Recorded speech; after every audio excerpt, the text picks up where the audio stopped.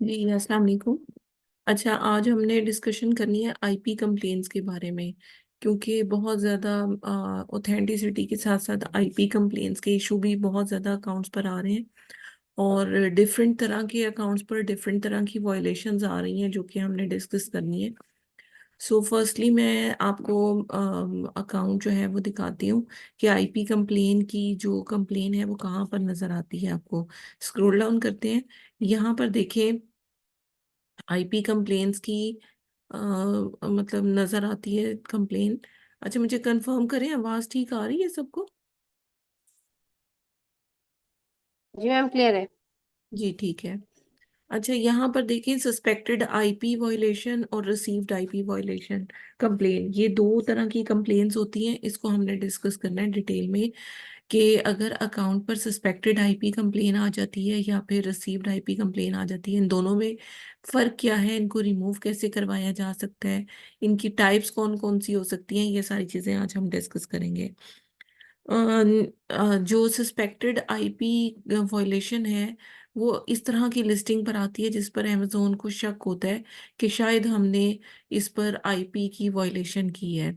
अच्छा, आपको मैं दिखाती चलूं कि कुछ लिस्टिंग्स इस तरह की होती हैं, जैसे मैं अगर amazon.com ओपन करूं तो कुछ लिस्टिंग्स इस तरह की होती हैं जो कि ब्रांड की तरफ से क्रिएटेड नहीं होती, या ब्रांड अगर उस प्रोडक्ट को सेल आउट कर रहा होता है उस लिस्टिंग को, तो उसी तरह की लिस्टिंग कोई और सेलर जो है वो अकाउंट पर क्रिएट कर देता है, जिसकी वजह से लोग उसको मी टू करके सेल करना शुरू कर देते हैं। और जब ब्रांड उस पूरी लिस्टिंग को रिपोर्ट करता है कि ये लिस्टिंग हमारी तरफ से क्रिएटेड नहीं है, तो उस टाइम पर क्या होता है कि अमेजोन जो है वो जितने भी सेलर्स होते हैं उनको आईपी कंप्लेन जो है वो दे देता है कि सस्पेक्टेड के आप में से किसी ने भी वॉयलेशन की है, और ये पूरी लिस्टिंग जो है सस्पेक्टेड है, जिसकी वजह से आईपी कंप्लेन जो है वो रिसीव हो रही है। तो ऑब्वियसली इस तरह के केस में कोई एक बंदा जो है वो कसूरवार नहीं होता, जिसकी वजह से मतलब प्रॉब्लम मतलब आ रही होती है। तो इसमें इस वजह से अकाउंट पर सस्पेक्टेड आईपी कंप्लेन होती है। अच्छा, जैसे अगर मैं प्रोडक्ट जो है वो ओपन की है, जैसे अब ये वाली प्रोडक्ट है, ये यहाँ पर आप देखें, ये 110 की क्वांटिटी और ग्लैड की प्रोडक्ट है। इसी तरह से आप यहाँ पर देखो, ये भी सेम प्रोडक्ट है, ग्लैड की प्रोडक्ट है, 110 वाली है। सेम प्रोडक्ट की दो लिस्टिंग्स क्रिएट हुई हुई हैं। अब ऑब्वियसली एक लिस्टिंग जो है वो ब्रांड की तरफ से क्रिएटेड होगी और एक दूसरे सेलर्स ने क्रिएट की होगी। अब यहाँ पर देखें, डुप्लीकेट लिस्टिंग है ये। जब डुप्लीकेट लिस्टिंग क्रिएट हुई होती है तो ब्रांड अगर रिपोर्ट करता है, अब आप देखो इसकी काफी सारी लिस्टिंग्स है, ये भी है, ये भी है, और हर लिस्टिंग पे अलग अलग सेलर जो है वो सेल आउट कर रहे हैं। तो ब्रांड जो है जब इन लिस्टिंग्स को मतलब करेगा, रिपोर्ट करेगा, तो जिस जिस सेलर ने इसको मी टू किया होगा उस लिस्टिंग को, उसके पास जो कंप्लेन जाएगी वो सस्पेक्टेड आईपी कंप्लेन होगी, आईपी वायलेशन होगी। और जो रिसीव्ड आईपी वायलेशन होती है उसका मैं आपको बता देती हूँ। फॉर एग्जांपल, अगर ये प्रोडक्ट है, इस प्रोडक्ट को मैं ओपन कर लेती हूँ, और प्रोडक्ट ओपन करने के बाद फॉर एग्जांपल इसमें कितने सेलर हैं, इस प्रोडक्ट में 3 सेलर्स हैं। तो लेट्स से कि हमारे पास इन 3 सेलर्स में से एक सेलर ऐसा है जो कि ब्रांड की परमिशन के बगैर सेल नहीं कर रहा, और बाकी सब ब्रांड की परमिशन से अगर सेल आउट कर रहे हैं, तो ऑब्वियसली क्या होगा कि ब्रांड सिर्फ उस एक सेलर के अंगेज जो है वो कंप्लेन लॉन्च करेगा कि ये जो सेलर है ये मेरी परमिशन के बगैर सेल आउट कर रहा है, लेट से वो ये सेलर है, तो वो इस सेलर को रिपोर्ट करेगा। अब जब सिर्फ इस सेलर को रिपोर्ट करेगा और बाकी सेलर्स इसमें रहेंगे, लिस्टिंग भी रहेगी, हर चीज उसी तरह से चलती रहेगी, तो जो कंप्लेन रिसीव होगी वो रिसीव्ड आईपी कंप्लेन होगी। ठीक है। अच्छा, अब पहली बात कि ये दोनों जो कंप्लेन्स हैं, अगर हम फौरी तौर पे इसकी वजह से अकाउंट डीएक्टिवेट नहीं होता, रिसीव्ड आईपी कंप्लेन से भी और सस्पेक्टेड आईपी कंप्लेन से भी, लेकिन अगर रिसीव्ड आईपी कंप्लेन में मल्टीपल वायलेशंस अगर आ जाए, फॉर एग्जांपल 10 या 20, या कोई एक ऐसा ब्रांड है जो कि काउंटरफेट भी साथ में कह दे कि आपने हमारी आईपी कंप्लेन के साथ साथ वो ऑथेंटिसिटी का भी क्वेश्चन मार्क अगर रेज कर दे, तो फिर अकाउंट डीएक्टिवेट हो सकता है। लेकिन अगर सिर्फ आईपी कंप्लेन लॉन्च की है, यानी कि ब्रांड ने कंप्लेन लॉन्च की है, तो उस केस में अकाउंट डीएक्टिवेट नहीं होता। उसमें जस्ट ये होता है कि अकाउंट पे वॉयलेशन आ जाती है, और वो वॉयलेशन अगर हम रिमूव नहीं करते तो वो ऑटोमेटिकली विद इन 180 डेज वो कंप्लेन रिमूव हो जाती है। और ये होता है कि जब कंप्लेन आती है तो लिस्टिंग फौरी तौर पे अमेजोन हमारे अकाउंट से रिमूव कर देता है उसकी।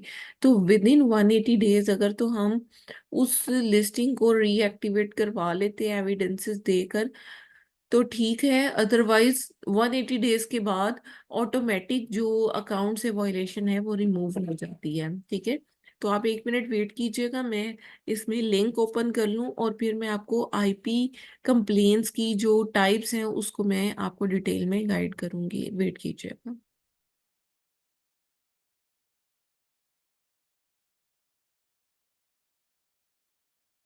जी, ये जो IP rights for rights owner है, इसको अब हम डिस्कस करेंगे। आईपी की काफ़ी सारी टाइप्स होती हैं, और टाइप्स ऑफ मतलब इसमें जो सबसे ज़्यादा इम्पोर्टेंट होती है, एक तो ट्रेडमार्क है, कॉपीराइट है, इसके अलावा पेटेंट है, ठीक है, और पैरेलल इंपोर्ट है। इसके अलावा ऑथेंटिसिटी भी इसी केस में आता है कि अगर ब्रांड आईपी कंप्लेन लॉन्च करे और साथ में ऑथेंटिसिटी का क्वेश्चन मार्क रेज करे, तो वो एक सेपरेट तरह की वॉयलेशन बन जाती है, जो कि ऑथेंटिसिटी सेक्शन 3 में आती है। और उसमें अमेजोन ये भी कहता है कि आपने आईपी राइट्स ऑफ ऑनर को जो है वो आपने वॉयलेट किया है। सो फर्स्टली आप ट्रेडमार्क और इन तीनों को आज हम डिस्कस करेंगे, काउंटरफेट को, ट्रेडमार्क को। अच्छा, काउंटरफेट और इनऑथेंटिसिटी एक ही तरह की मतलब केस है। कॉपीराइट को आज हम डिस्कस करेंगे, और इसके साथ साथ हम पेटेंट को डिस्कस करेंगे। सो फर्स्टली यहाँ पर आपको मैं बताती चलूँ कि ये जो ट्रेडमार्क है, ये एक वर्ड या सैंपल या डिजाइन होता है किसी भी ब्रांड का, जो कि कोई कंपनी यूज कर रही होती है अपनी गुड्स के लिए या सर्विसेज के लिए। और वो मतलब अपनी जो अगर हम उसी तरह की प्रोडक्ट जो है वो क्रिएट करने की कोशिश करते हैं, या हम उस वर्ड या सिंबल को इस्तेमाल करते हैं, या फिर हम उस ब्रांड की परमिशन के बगैर उसकी प्रोडक्ट को यूज करते हैं, तो जो ट्रेडमार्क ऑनर होते हैं वो कंप्लेन लॉन्च कर देते हैं। और जब वो कंप्लेन लॉन्च करते हैं तो ऑब्वियसली क्या होगा कि अकाउंट पर अब वो डिपेंड करेगा कि ओवरऑल लिस्टिंग पर उन्होंने किया है या फिर एक स्पेसिफाइड सेलर के ऊपर किया है, तो उसी हिसाब से रिसीव्ड या सस्पेक्टेड आईपी कंप्लेन आएगी। और उसमें जो टाइप ऑफ कंप्लेन होगी, जैसे यहाँ पर आप देख सकते हो कि रीजन यहाँ पर लिखी है वॉयलेशन ऑफ अमेजोन, इसी तरह से यहाँ पर ट्रेडमार्क लिखा हुआ आ रहा होगा, या कॉपीराइट लिखा आ रहा होगा, या काउंटरफेट लिखा आ रहा होगा, या पैरेलल इंपोर्ट लिखा आ रहा होगा। ये चारों रीजंस यहाँ पर हो सकती हैं। अच्छा, काउंटरफेट में लिखा हुआ आ रहा होगा काउंटरफेट विदाउट टेस्ट बाय, ठीक है, वो लिखा हुआ आ रहा होगा। 4 तरह की वॉयलेशंस आईपी में हो सकती हैं। अच्छा, ये जो ट्रेडमार्क है, ये यूजुअली जो भी प्रोडक्ट होती है उसके ब्रांड नेम भी उसका ट्रेडमार्क हो सकता है, उसका लोगो या कोई भी एक स्पेसिफाइड हो सकता है। अगर एएसआईएन लेवल पर वॉयलेशन आएगी, तो जो प्रोडक्ट की पैकेजिंग या जो भी चीज़ आपने इस्तेमाल की है, या पूरे की पूरा जो डिटेल पेज है अगर वो इस्तेमाल किया है, तो उसमें पूरे एएसआईएन लेवल तक जो है वो ट्रेडमार्क की वायलेशन हो सकती है। अच्छा, और जो सेलर लेवल पर होगी, वो एक स्पेसिफाइड लिस्टिंग में खास किस्म का जो सेलर है, अगर वो कोई भी मतलब इन्फ्रिंजमेंट कर रहा है, कोई भी आईपी राइट्स को फॉलो नहीं कर रहा, तो वो सेलर लेवल पर होगी। और वो उस स्पेसिफाइड एसएन को जो है वो रिपोर्ट नहीं करेंगे, बल्कि वो एक स्पेसिफाइड सेलर को रिपोर्ट करेंगे। और तीसरी चीज होती है कि प्रोडक्ट के डिटेल पेज पर ट्रेडमार्क को आपने मिसयूज किया है। फॉर एग्जांपल, प्राइवेट लेबल की मेरी लिस्टिंग है और मैंने वहां पर उसके डिटेल पेज में उस वर्ड को इस्तेमाल कर लिया। फॉर एग्जांपल, अगर मैं आपको बताना चाहूँ तो एप्पल अगर वर्ड है तो ट्रेडमार्क है, तो अगर आप उसको इस्तेमाल करते हो या आईफोन का वर्ड इस्तेमाल करते हो, तो ऑब्वियसली क्या होगा कि आपने अपने डिटेल पेज में उस वर्ड को इस्तेमाल किया है, जिसकी वजह से आपके ओवरऑल जो लिस्टिंग है उसके ऊपर जो है वो प्रॉब्लम आ रही होगी। तो ट्रेडमार्क जो है वो बेसिकली प्रोडक्ट ऑनर जो है वो रिपोर्ट करता है, ठीक है। और ट्रेडमार्क्स को अगर आप चेक करना चाहें तो वो यूएसपीटीओ की एक वेबसाइट है, ठीक है, वहां से जाकर आप देख सकते हैं ट्रेडमार्क्स को। तो मैं आपको डिटेल में उसके बारे में यहाँ पर दिखा देती हूँ।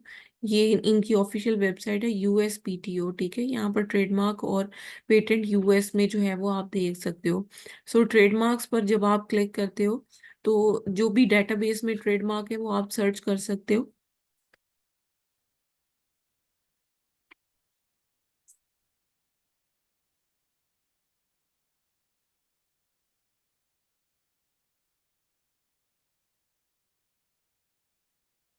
अच्छा, अब जो भी ट्रेडमार्क हम सर्च करना चाहते हैं, फॉर एग्जांपल मैं यहाँ पर ब्रांड नेम सर्च करती हूँ पोकेमोन, और ये ट्रेडमार्क इनका देख लेते हैं कि इनका ट्रेडमार्क क्या है, ठीक है। तो उसी हिसाब से हम यहाँ पर देख सकते हैं। अब यहाँ पर देखें कि ये लाइव एक ट्रेडमार्क है जो कि हम यहाँ से देख सकते हैं।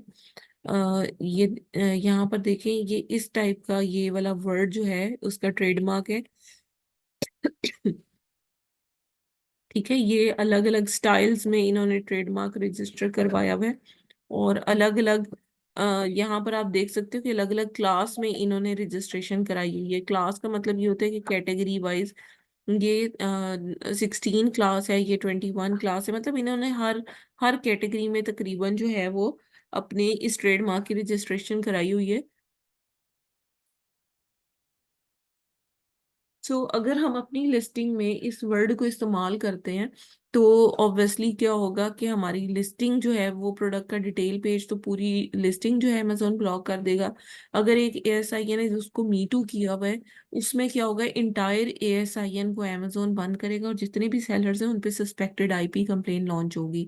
इसी तरह से सेलर लेवल पर अगर एक स्पेसिफाइड जो है वो ऑफर एक सेलर की है, और उस सेलर को सिर्फ अगर रिपोर्ट किया है, तो फिर उस केस में क्या होगा कि सेलर लेवल की जो है वॉयलेशन आएगी और वो रिसीव्ड आईपी कंप्लेन में आएगी। ठीक है, ये चीज आपको क्लियर करना जरूरी थी, क्योंकि जब तक इन चीजों के बारे में आपको क्लैरिटी नहीं होगी, फिर इन वॉयलेशन को रिमूव करने का तरीका मैं आपको लेटर में बताती हूँ। अच्छा, कॉपीराइट जो है वो आपको पता है, जैसे कि बुक्स हैं, वीडियोस हैं, म्यूजिकल जितनी भी डीवीडी सीडीज, ये गेम्स हैं, ये पेंटिंग्स हैं, अगर आप किसी की प्रोडक्ट की कॉपी करोगे, यानी कि ओरिजिनल वर्क की आप जो है वो कोई कॉपी क्रिएट करोगे, तो उसे कॉपीराइट कह देते हैं, ठीक है। मतलब बहुत सारे कंट्री में अलग अलग तरह के जो है वो कॉपीराइट के सारे मतलब होते हैं, रूल्स एंड रेगुलेशन होते हैं। जैसे अब ये उसी ब्रांड की अगर एग्जांपल लें, पिनजोन की, तो इसमें भी जो फोटोज है उसके ऊपर कॉपीराइट है। अगर कोई बंदा सेम फोटोज को यहाँ से पिक करता है और किसी और अकाउंट पर उसको लिस्ट करता है, या उस इमेज को इस्तेमाल करने की कोशिश करता है, तो राइट्स ऑफ ऑनर के अकॉर्डिंग जो है हम कॉपीराइट कर रहे हैं, क्योंकि वो कॉपीराइट वर्क है।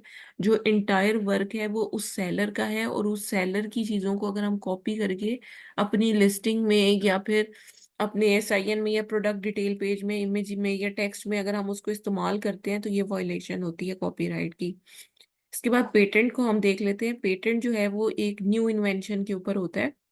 जैसे फॉर एग्जांपल अगर ये प्रोडक्ट है, ये हमारी कस्टमाइज अपनी प्रोडक्ट है, जिसके ऊपर ये वॉयलेशन आपको यहाँ पर शो हो रही है।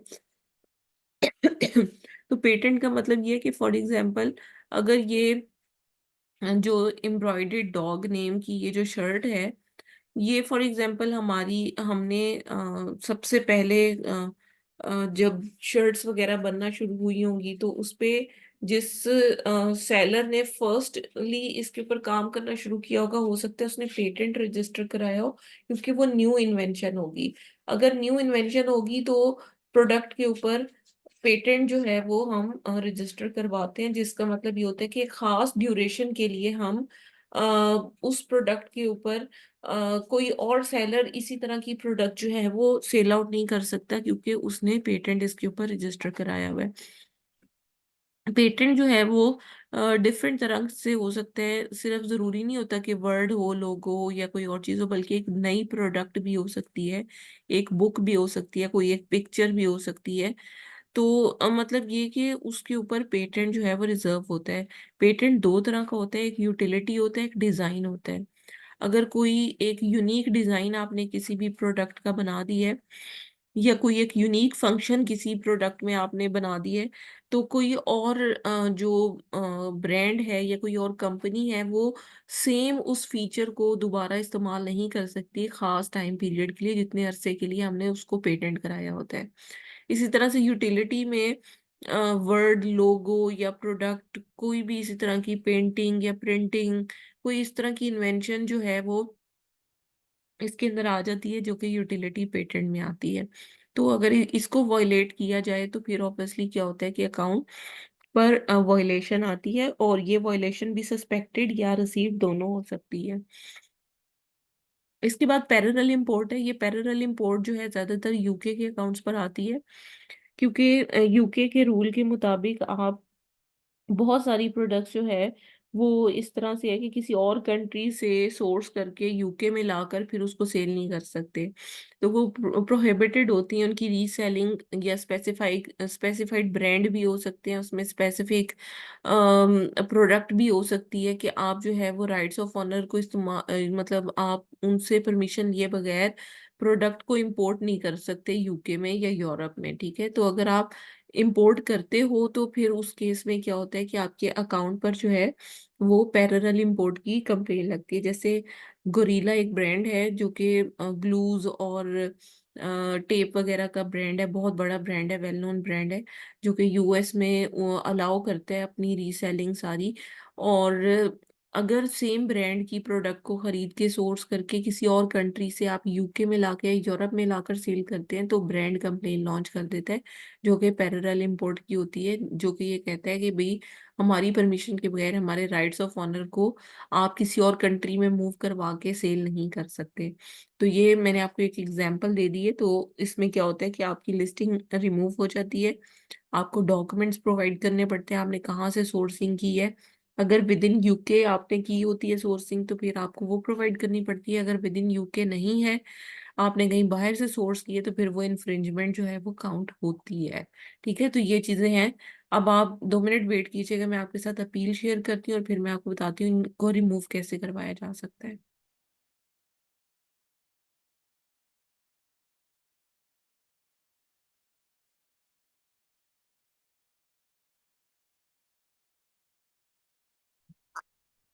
जी, मैंने अपील शेयर की है। इसी एक अपील में सारी अपील्स जो हैं वो मतलब की हुई हैं अलग अलग, इसी में ही हेडिंग देकर की हुई हैं।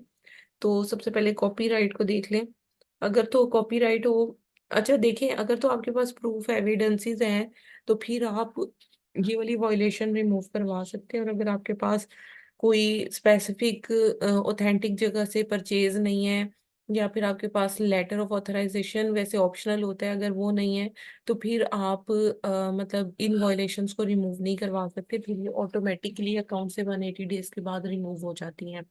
सो अगर आपके पास मतलब इनवॉइस वगैरह अवेलेबल है, तो फिर आप जो है वो इसके ऊपर वर्किंग कर सकते हो। इनवॉइस भी ऑथेंटिक सप्लायर की आपके पास होनी चाहिए, एटलीस्ट ऐसे सप्लायर की होनी चाहिए जिसको अमेजोन जो है वो एक्सेप्ट करता हो, और जिसकी इनवॉइस को एटलीस्ट अमेजोन जो है उसको वेरीफाई भी कर सके। वेरीफाइबल सप्लायर होना चाहिए, जरूरी है वेरीफाइबल सप्लायर होना। ठीक है, अगर वेरीफाइबल सप्लायर नहीं है तो फिर आप इन वायलेशंस को इस तरह से रिमूव नहीं करवा सकते। अच्छा, जो रिसीव्ड आईपी कंप्लेन होती है ना, इसमें आपके पास एक ऑटो ऑप्शन भी आ रहा होता है रिमूवल का, जिसमें अमेजोन जो है वो आपसे एक्नॉलेज करवाता है कि आपने जो है वो राइट्स ऑफ ऑनर जो भी है उनको, उनकी जो मतलब राइट्स ऑफ ऑनर है उनको आपने इन्फ्रिंज किया है, आप उसे एक्सेप्ट कर लें, क्योंकि आपके पास प्रॉपर डॉक्यूमेंटेशन नहीं है। वो सिर्फ आपको ऑप्शन दे रहा होता है, ऑटो ऑप्शंस होते हैं जो कि आपने एक्नॉलेज करने होते हैं। दो ही उसके अंदर ऑप्शन होते हैं। पहला ऑप्शन ये होता है कि आप एक्नॉलेज करते हो कि आपने वायलेशन की है। सेकंड ऑप्शन जो आपने सिलेक्ट करना होता है वो ये होता है कि आपके पास प्रॉपर डॉक्यूमेंटेशन नहीं है इस लिस्टिंग को रीएक्टिवेट करवाने के लिए। आप उन दो ऑप्शंस को जस्ट सिलेक्ट करके सबमिट करते हो, तो वो जो वॉयलेशन होती है वो ऑटोमेटिक अकाउंट से रिमूव हो जाती है। अच्छा, उसमें ये होता है कि सस्पेक्टेड में भी इस तरह का ऑप्शन आ रहा होता है, लेकिन सस्पेक्टेड में ज्यादातर नो इम्पैक्ट होता है या बहुत लो इम्पैक्ट आपके अकाउंट के ऊपर आ रहा होता है, इसलिए उसको रिमूव करवाना इतना इंपॉर्टेंट नहीं होता। रिसीव्ड आईपी कंप्लेन के बारे में मैं आपको बता रही हूँ। ऑटो ऑप्शन के थ्रू आप रिमूव तो करवा देते हो, लेकिन बहुत सारे लोग क्या होता है कि वो लिस्टिंग फौरी तौर पे रीएक्टिवेट हो जाती है, और लोग क्या करते हैं, दोबारा से उस प्रोडक्ट को सेल आउट करना शुरू कर देते हैं। तो क्या होता है, within a week account deactivate हो जाता है फिर। तो इसके लिए ये होता है कि जब आप ऑटो ऑप्शंस को सिलेक्ट करके इस वॉयलेशन को रिमूव करते हो, तो फौरी तौर पे आपने क्या करना होता है, लिस्टिंग को रिमूव करना होता है। इन्वेंट्री जो भी आपकी अगर एफबीए में पड़ी हुई है उसको आपने रिमूव करवाना होता है, और उसके बाद जो है अकाउंट जो है आपका वो बच जाता है, सेफ रह जाता है। बहुत सारे अकाउंट मेरे पास इस तरह के रीइंस्टेटमेंट के लिए आते हैं जिन्होंने ऑटो एक्नॉलेज किया हुआ होता है, और एक्नॉलेज करने के बाद जस्ट क्या करते हैं, वो अकाउंट पर दोबारा से उस लिस्टिंग। जी मैं दोबारा से बता रही हूँ आपको। तो वॉयलेशन जो है वो इस तरह से रिमूव करवाई जा सकती है, लेकिन उसमें ये होता है कि अकाउंट डीएक्टिवेट हो जाता है अगर उस लिस्टिंग की इन्वेंटरी को फौरी तौर पे रिमूव ना कराया जाए, लिस्टिंग को क्लोज ना किया जाए। क्योंकि आप एक्नॉलेज करते हो कि आपके पास डॉक्यूमेंटेशन नहीं है, और दोबारा से लिस्टिंग रीएक्टिवेट होती है, आप दोबारा से अगर सेलिंग करोगे तो अमेजोन उसको सेकेंड टाइम वॉयलेशन कंसीडर करेगा और फिर अकाउंट को मुश्किल से रीइंस्टेट करता है। अच्छा, इसके अलावा अगर आपके पास प्रॉपर इनवॉइसेस हैं तो फिर तो आप इस केस को लड़ भी सकते हैं। आप उसमें क्या करोगे कि amazon को जो है वो इनवॉइस सबमिट कराओगे जो कि प्रॉपर ऑथेंटिक सप्लायर की होगी, और उसके थ्रू जो है वो आप रीइंस्टेटमेंट करवा सकते हो, और उसमें प्लान ऑफ एक्शन जो है वो कम्प्लीटली गिवन है। अगर आपने कॉपीराइट वायलेशन की है, अगर आपने काउंटरफेट वायलेशन की है, या आपने ट्रेडमार्क या पेटेंट की वायलेशन की है, तो फिर एक अपील जो है वो डायरेक्टली इस तरह से नहीं हो सकती। फिर आपको रिसीव्ड आईपी कंप्लेन में ये करना पड़ता है कि आपके पास अगर प्रॉपर इनवॉइस नहीं है, और अगर प्रॉपर इनवॉइस है तो डायरेक्ट आप इनवॉइस ही सबमिट करवाओगे तो आपकी लिस्टिंग रीएक्टिवेट हो जाएगी। और अगर प्रॉपर इनवॉइस नहीं है तो फिर आपकी रीइंस्टेटमेंट उस लिस्टिंग की करवाना बहुत मुश्किल हो जाती है। उसमें ये कर सकते हैं आप कि आप ब्रांड को रीट्रैक्शन ईमेल सेंड करें, उसके सैंपल भी इसी प्लान ऑफ एक्शन के एंड पर जो है वो गिवन है, जिसमें आप ब्रांड के साथ कांटेक्ट करोगे और बताओगे कि आपने सोर्सिंग कहाँ से की थी, परमिशन के बगैर क्यों प्रोडक्ट को रीसेल किया, और आप फिर ये कहोगे कि कंप्लेन वापस ले लें। आप ये भी कह सकते हो कि हमें आप अलाउ कर दें कि हम आपकी प्रोडक्ट्स को रीसेल कर लें, अगर आप अलाउ कर सकते हैं। ठीक है, वो सारे ड्राफ्ट इसमें रिट्रैक्शन ईमेल का जो है वो दिया हुआ है। आप ब्रांड की जो ईमेल है जिसके थ्रू आईपी कंप्लेन आई होती है, वो ईमेल जो है वो अमेजोन ने शेयर की होती है, आप उस ईमेल पर ब्रांड से कांटेक्ट कर सकते हैं। अगर ब्रांड एक्सेप्ट कर लेते हैं आपकी रिट्रैक्शन को, तो ऑब्वियसली क्या होगा कि आपकी जो वॉयलेशन है अकाउंट से वो रिमूव हो जाएगी, क्योंकि ब्रांड खुद से ही रिट्रैक्ट करता है अपनी कंप्लेन को। ये नहीं होता कि ब्रांड कंप्लेन जो है वो किए रखे, हम ब्रांड से कांटेक्ट कर लें, ब्रांड हमें कहते ठीक है, लेकिन वो अमेजोन को ये ना कहे कि जो है वो मैं इसकी वायलेशन को रिमूव कर रहा हूँ, तो तब तक अमेजोन वायलेशन रिमूव नहीं करेगा। ब्रांड खुद से अमेजोन से कांटेक्ट करेगा, कांटेक्ट करने के बाद जो है वो इसमें जो आईपी राइट्स की जो कंप्लेन है वो खुद से वापस लेगा, फिर जाकर हमारे अकाउंट से वो वॉयलेशन रिमूव होगी। ठीक है, तो बाकी वॉयलेशंस जो हैं उनके सैंपल्स जो हैं वो अपील्स के मैंने यहाँ पर शेयर कर दिए, आप उनको देखिएगा। और वही चीज कि अगर आपके पास एविडेंसेस हैं तो फिर आप इसको करवा सकते हो। अगर ऑटो रिमूवल ऑप्शन आ रहा है तो आप उसको यूटिलाइज कर सकते हो, लेकिन उसके बाद प्रिकॉशनरी मेजर जरूरी है। अगर आप नहीं करते तो अकाउंट डीएक्टिवेट हो जाता है। और तीसरा ऑप्शन ये होता है कि अगर एविडेंसेस आपके पास नहीं है तो फिर आप रिट्रैक्शन के थ्रू जो है वो इन वायलेशंस को रिमूव करवा सकते हो। अब आपके जो भी क्वेश्चन है वन बाय वन काइंडली आप पूछ लें।